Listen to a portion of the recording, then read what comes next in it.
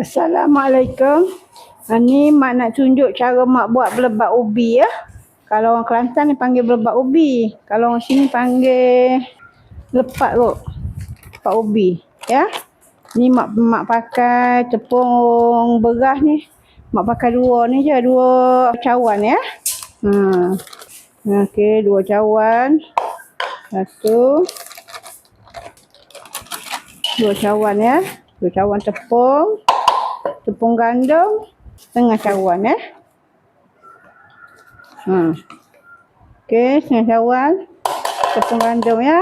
Ni gula satu cawan ya. Okey, gula satu cawan. Ni mak pakai garam sikit. Agak-agak je lah garam tu. Naik lemak je. Ni mak pakai santan ni 4 cawan tadi ni. Ya. Santan cair ya. 1, 2, 3, 4 ya. Kacau dulu ya. Kacau sampai dia sebati lah. Sekarang baru letak api ya. Ni mak nak kacau ya. Tepung tadi kan. Tepung beras tadi sama santan. Mak masukkan ubi keledek ya. Kacau dulu lah. Kacau dia sampai dia pekat lah ya. Dah ni dah masak dah ni. Mak masak tadi sampai jadi macam ni lah. Kira ni dah boleh bungkus lah. Nak kukus pula ya. Ni dah start nak bungkus ya.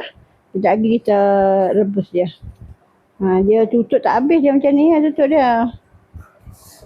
Ya.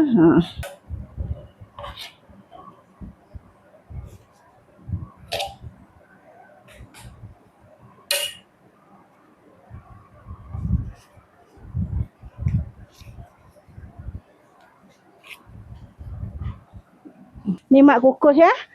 Dia dah masak kan. Angkatlah ya. Ni dah siap dah. Dah masak dah ya. Tak api dah. Ni dah siap dah belebat ubi mak. Dia kalau dah masak macam ni dah dia. Ya. Mantap.